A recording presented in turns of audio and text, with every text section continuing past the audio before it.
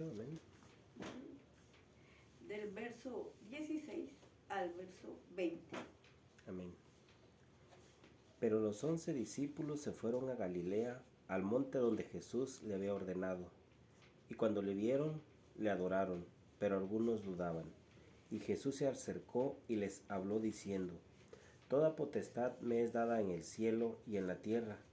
Por tanto, id y haced discípulos a todas las naciones, bautizándolos en el nombre del Padre, del Hijo y del Espíritu Santo, enseñándoles que guarden todas las cosas que os he mandado, y he aquí yo estoy con vosotros todos los días hasta el fin del mundo. Amén.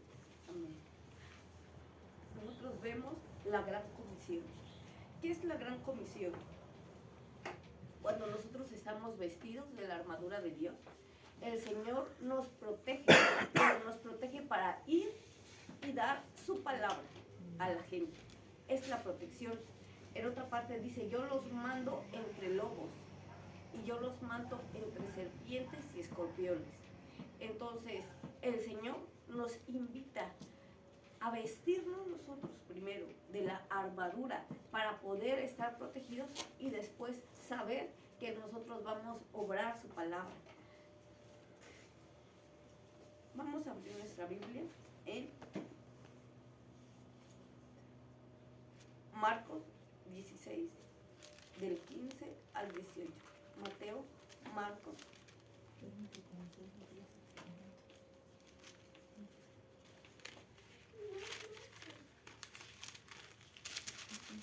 Marcos 16, Ajá, por favor. versículo, perdón. Del 15 al 18, por favor. Y les dijo: Id por todo el mundo y predicad el evangelio a toda criatura. Y el que creyere y fuere bautizado será salvo, mas el que no creyere será condenado. Y estas señales seguirán a los que creen: en mi nombre echarán fuera demonios, hablarán nuevas lenguas, tomarán en las manos serpientes, y si bebiereis cosas mortíferas, no les hará daño. Sobre los enfermos pondrán sus manos y sanarán. ¿Hasta ahí? Sí, hasta el 20. El 20. Y el Señor, después que les habló, fue recibido arriba en el cielo, y se sentó a la diestra de Dios. Y ellos, saliendo, predicaron en todas partes, ayudándoles el Señor y confirmando la palabra con sus señales que le seguían. Amén. Nosotros vemos que realmente es lo que sigue de nuestro caminar como cristiano. Eso se le conoce como la gran comisión. Nosotros debemos de saber que parte de nuestra afirmación es cumplir la obra de Dios. Pero es más que solamente saberlo de memoria. Tiene un porqué. Vamos a ver ahí. Nosotros vamos a llevar, bienvenida, nosotros vamos a llevar la vestidura de la armadura de Dios.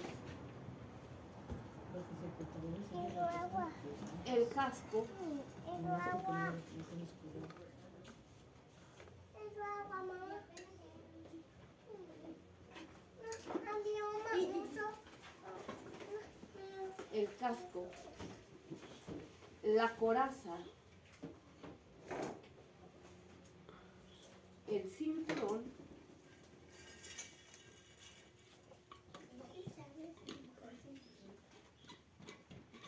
las sandalias,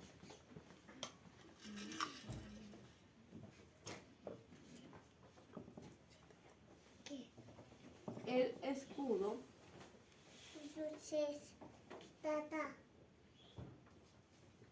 y la espada.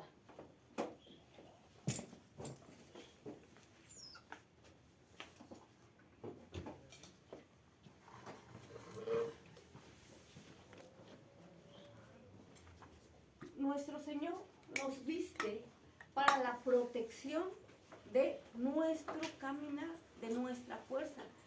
Es casi imposible que nosotros caminemos con la misma fuerza que cuando caminamos sin la armadura. La armadura de Dios, bienvenido, la armadura de Dios es aquella que nos protege, que protege nuestro pensamiento, nuestro corazón, nuestros pies, nuestro caminar. La armadura de Dios es aquella que protege todo lo que nosotros nos impide para poder vencer el ataque del maligno. Déjenme decirles, nosotros regularmente creemos que es muy difícil ser cristiano. De hecho, la mayoría de la gente que ha sido cristiana antes y que se ha salido y de nuevo vuelve a ser cristiana y se ha salido y de nuevo vuelve a ser cristiana y se ha salido, sabe que es difícil. O sea, que es difícil. Que es difícil, por ejemplo, pensar de manera diferente, que es difícil actuar de manera diferente, que es difícil dejar de hacer lo que estamos acostumbrados a hacer. Entonces, llega un momento en el que no aguantan esa parte de transición, no aguantan esa parte de cobertura, no aguantan el poder ser transformados. Y es cuando ellos dicen, no, yo ya no puedo, o sea, ya no puedo con el juicio de Dios. Porque regularmente el juicio de Dios se enfrenta con nosotros cuando nosotros estamos vestidos de la armadura de Dios. ¿Por qué se enfrenta para nosotros el juicio de Dios? Porque el juicio de Dios nos abre los ojos. Nuestros corazones tienen los ojos ciegos. Nosotros somos duros de servir, somos necios. La palabra de Dios dice que nosotros somos necios y que nosotros nunca queremos hacer lo bueno. Que sin embargo lo malo, eso es lo que siempre hacemos. Y nos habla de una necedad en general a todos, de nuestro corazón. Regularmente nosotros cuando estamos haciendo algo malo, ¿a quién le echamos la culpa? Díganme ustedes. ¿A alguien más? ¿Para qué? Para zafar, ¿verdad? Y no fui yo. ¿Quién? El platillo o la silla o fue alguien más. ¿Por qué? Porque nosotros no podemos aceptar el juicio que es para nosotros. El juicio que es para nosotros.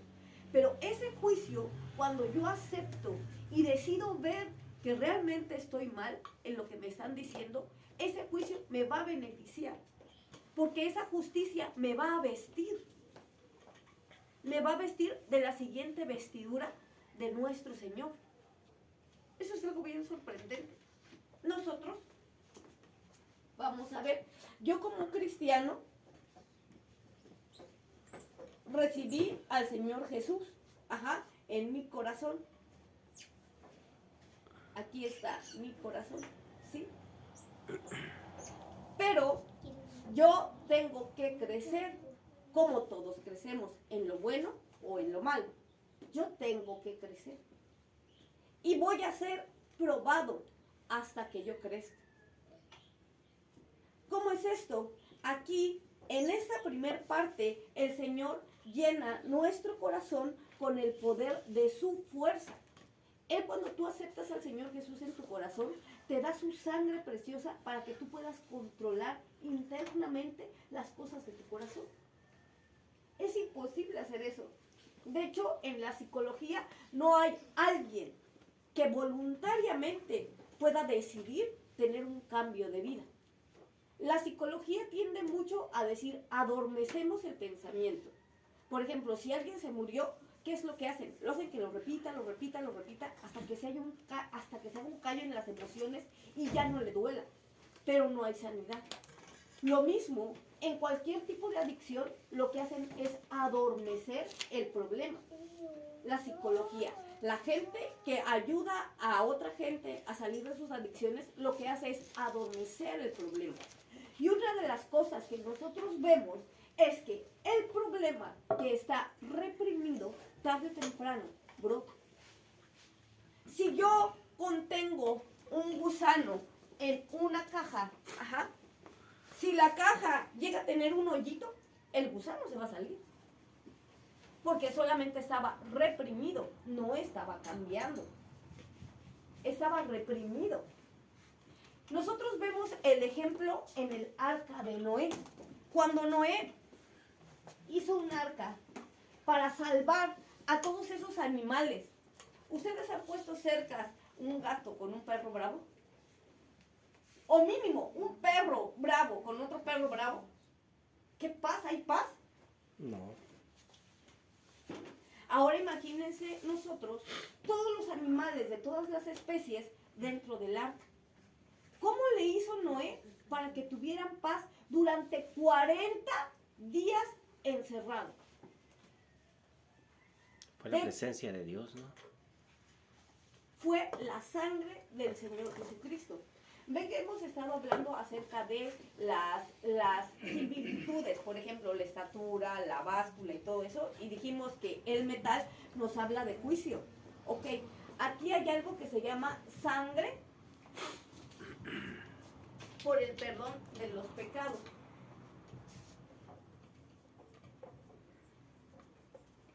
O sangre de palomino, por el perdón de los pecados.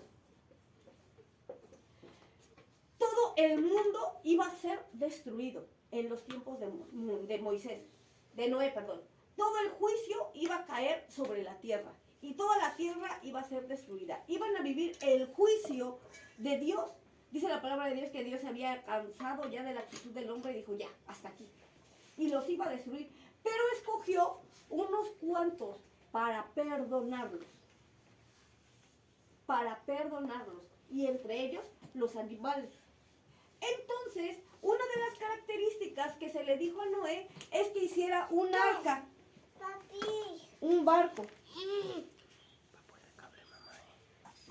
Un barco. ¿Pero qué creen? ¿Este barco de qué creen que era hecho? De madera.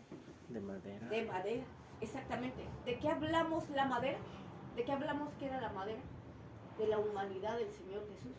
Pero ahí no lo recubrió con bronce, no lo recubrió con metal, sino la única cobertura que tenía era la brea. La brea era el lodo, era el aceite revuelto del lodo con lodo y se cubría por fuera y se cubría por dentro. Y esa brea nos habla de la sangre del Señor Jesucristo. Cuando yo soy salvo, yo tengo la capacidad de detener mis acciones utilizando la sangre que perdona. De ahí es en donde nosotros hablamos de las diferentes sangres. La sangre que me perdona. ¿Por qué? Porque esa sangre me perdonó cuando vio lo que estaba haciendo. Y Dios conoce el futuro. Y aún así, aunque sabía que yo iba a fallar, me perdonó. Muy bien, nosotros sabemos, cuando perdonamos a alguien y sabemos que lo hace siempre, que decimos, no, tú no cambias. Pero Él ve que no cambiamos y aún así nos perdona. Entonces, esa sangre es la que sostiene nuestros monstruos interiores, nuestros animales interiores son los que la sostienen, los que la detienen. Y yo como un cristiano que tiene la sangre del Señor Jesucristo, tengo que saber usarla. Y decirle, Señor, si algo se está levantando en mí, que yo sé, díganme ustedes, les voy a hacer una pregunta. ¿Nosotros sabemos cuando estamos actuando mal? Sí. Todos tenemos esa conciencia de cuando hacemos algo bueno y cuando hacemos algo malo. Si yo me estoy dando cuenta que algo malo se está levantando en mí, yo debo de saber que como cristiano tengo la sangre que me perdona. Y tengo que ponerla dentro de mi corazón y decirle, Señor, ayúdame a comportarme como tú eres. No como yo, como tú eres. Ayúdame. Y eso es dificilísimo. Es dificilísimo. Porque se hace voluntariamente. Uno va y dice, Señor, ayúdame a comportarme como tú eres. Pero es muy difícil. Hasta que la sangre tiene un encuentro con nosotros.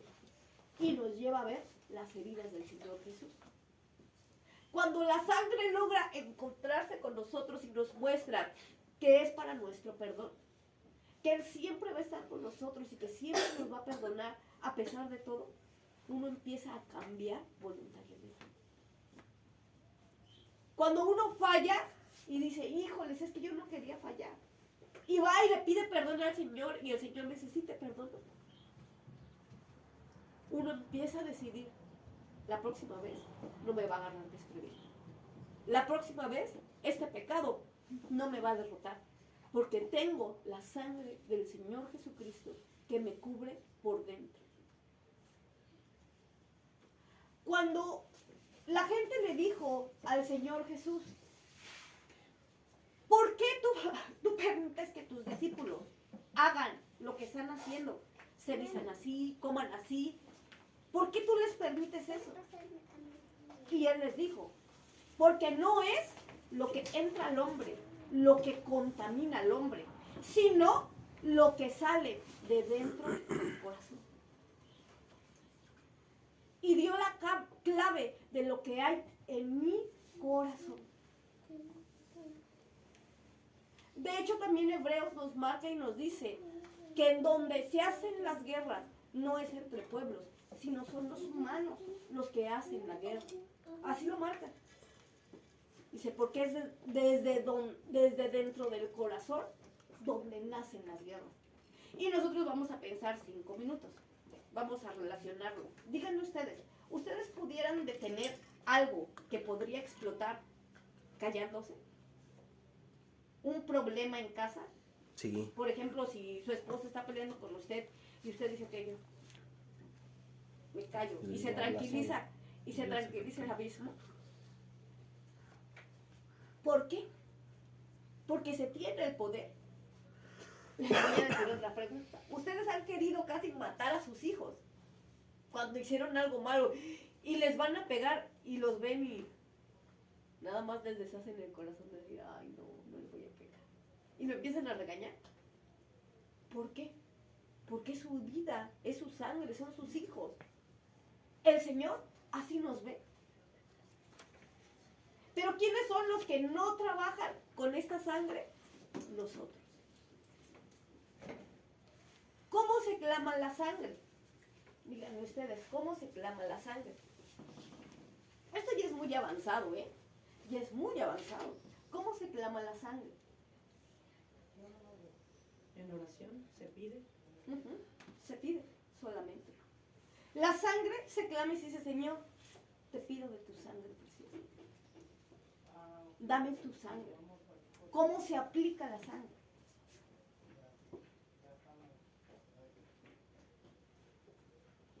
¿Cómo se aplica? Mucha gente lo hace, relaciona lo natural con lo espiritual. Como por ejemplo, dicen, Señor, cúbreme en una burbuja de tu sangre. Otras personas dicen, cúbreme con tu sangre como si fuera agua, lléname con tu sangre. Otros dicen, Señor, ponme en un cuarto de tu sangre de tal manera que yo no haga eso. Nosotros comenzamos a aplicar la sangre. Y aunque usted no lo crea, esas palabras tienen poder. Tienen poder. Porque la palabra de sí acepto al Señor Jesús en mi corazón tuvo el poder de salvarte. La oración de clamor por la sangre tiene el poder de traer la sangre sobre de nosotros. ¿Qué es lo que pasa? Entonces, ¿por qué no funciona? Díganme ustedes. Porque no la activamos. No la pedimos. La idea es pedirlo, es practicarlo. Es decir, a ver, eso me dijeron. Y me dijeron que como el arca ponía dentro de mi corazón paz. Y todo lo malo de afuera, lo que me iba a atacar, también le ponía paz. Esta sangre tiene que ver con el altar, con el primer altar el altar de sacrificio. ¿Ven que tiene 4 cuernos este altar? Ajá. Esta sangre era puesta en estos 4 cuernos que nos hablan de defendernos y de atacar. Esa sangre te defiende, pero también ataca lo que te está molestando. Esa sangre no solamente te cuida, sino también se levanta sobre aquello que nos estorba. Eso es algo fabuloso. Ustedes nunca han vivido en esa parte de que estaban acostumbrados a hacer algo y de repente sienten ese espíritu que viene a inspirarlos. Incluso lo saben, o sea, ya hasta el ambiente cambia, hasta la situación cambia y uno dice, híjole, creo que algo está mal. Híjole, bueno.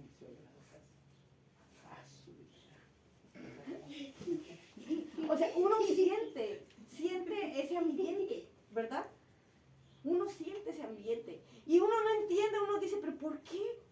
¿Por qué pasa? Bueno, tú debes de saber que la sangre del Señor Jesucristo te protege y ataca. Te protege y ataca. Si tú le dices, Señor, cúbreme con tu sangre, Él te va a proteger. Él también va a atacar.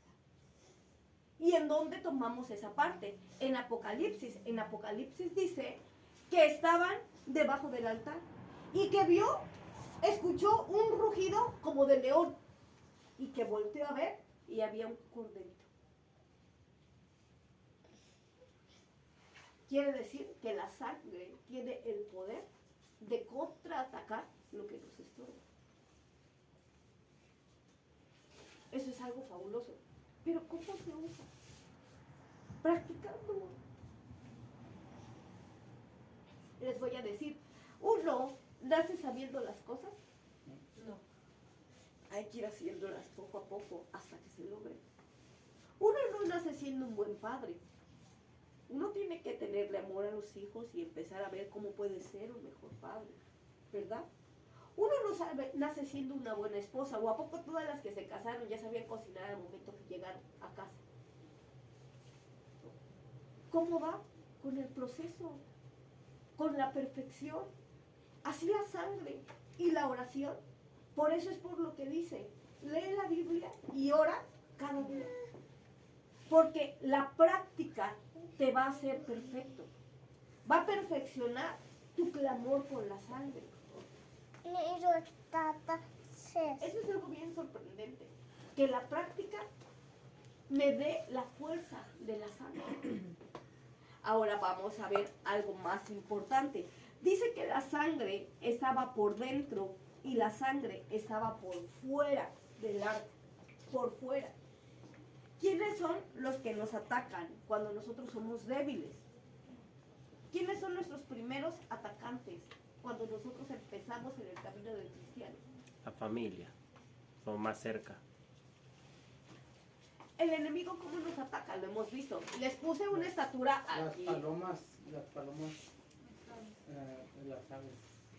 Las aves del cielo regularmente tienden a venir y atacar nuestro pensamiento. Cuando el Señor Jesús nos deja todas esas parábolas en la Biblia, es como prepararnos, como cuando usted le deja unas reglas a sus hijos y cierran la puerta y te fijas bien que esté cerrado el gas. Y ten cuidado, cuando te cocines, fíjate que se cierre, no, o a los más chiquitos, no toques aquí, no toques aquí. Se les dan instrucciones. Así la palabra de Dios nos dejó instrucciones a nosotros de cómo caminar en el camino del cristiano. ¿Qué es lo que pasa cuando nosotros no podemos caminar en el camino del cristiano? Somos más vulnerables a todo eso. No servimos para esto. Somos los débiles. Somos los débiles. Y si no puedes contigo, no vas a poder ir a traer otra gente. No vas a poder. Si no puedes contigo, con lo simple, no vas a poder ir a evangelizar. Porque ¿qué les vas a hablar? Les vas a decir, pero te puedes enojar así. Pero puedes hacer esto. Pero puedes hacer el otro. No se puede.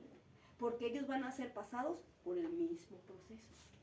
Ellos van a ser probados con la sangre en su interior y en su exterior. Entonces, no se puede dar algo que no se tiene. No se puede.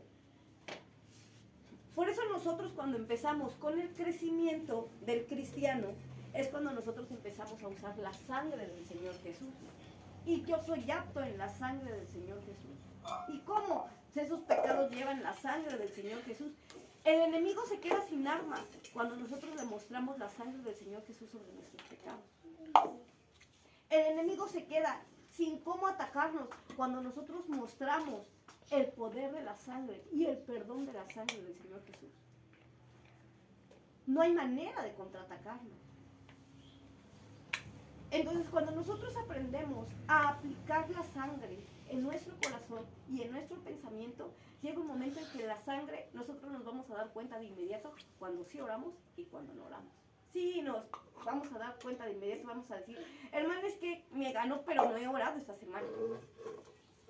¿Tampoco te diste cuenta? No me ganó, pero es que no peleé, no puse la sangre.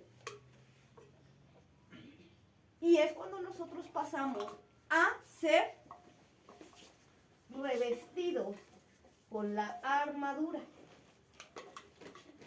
Cuando usted crece como cristiano, deja de ser un bebé espiritual. Vamos a poner aquí una semillita. Un bebé espiritual, el que vamos por ellos todos los domingos, ¿no? Los bebés espirituales. Todos vamos a pasar por eso, por eso lo digo.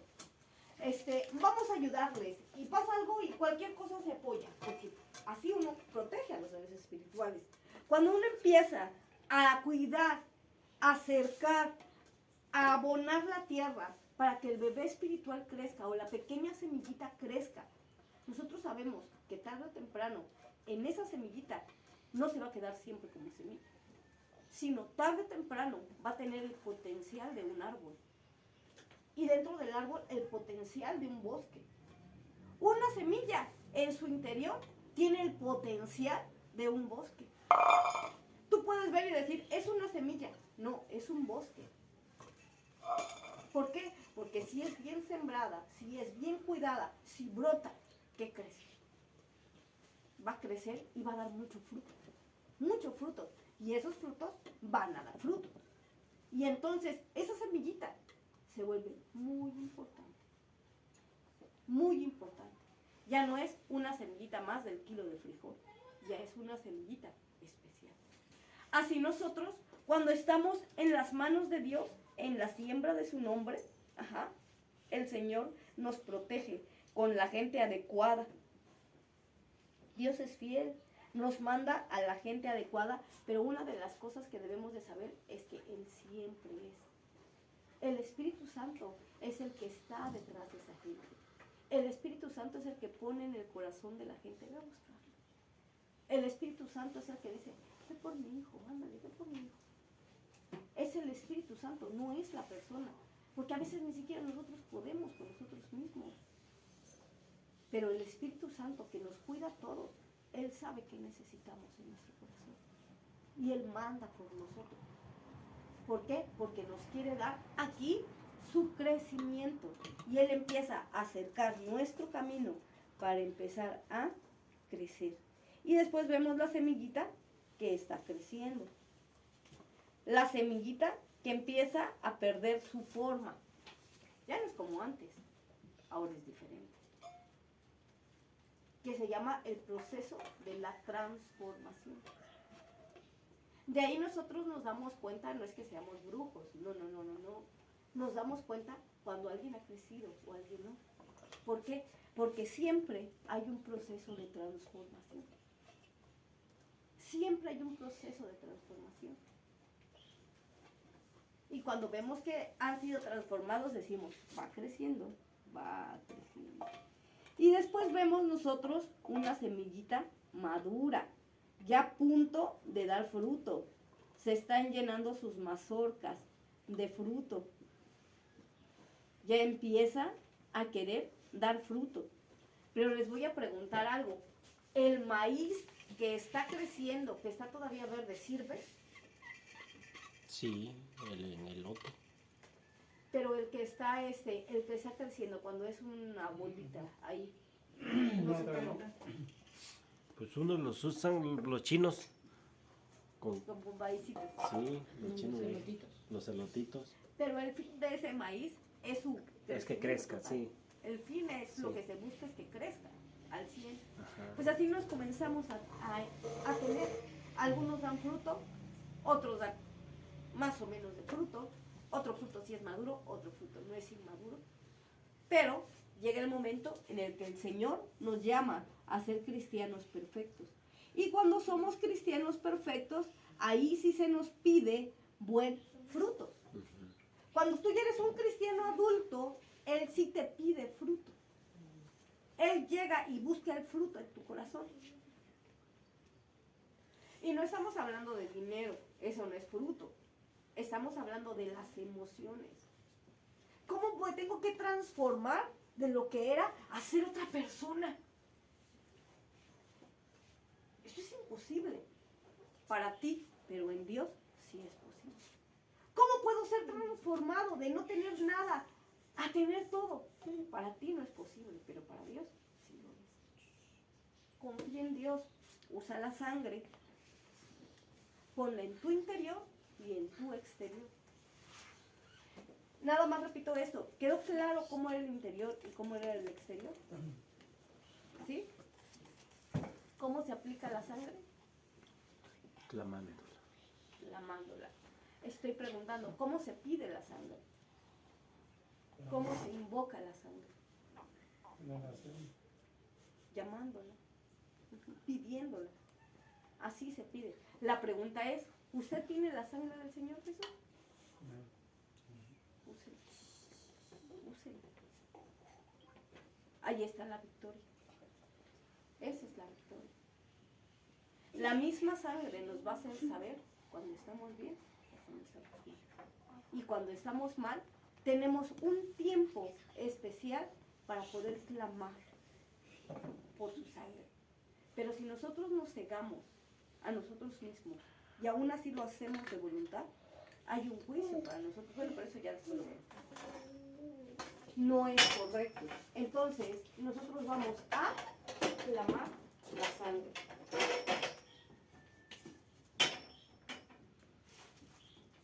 Cierre usted sus ojos, póngase de pie.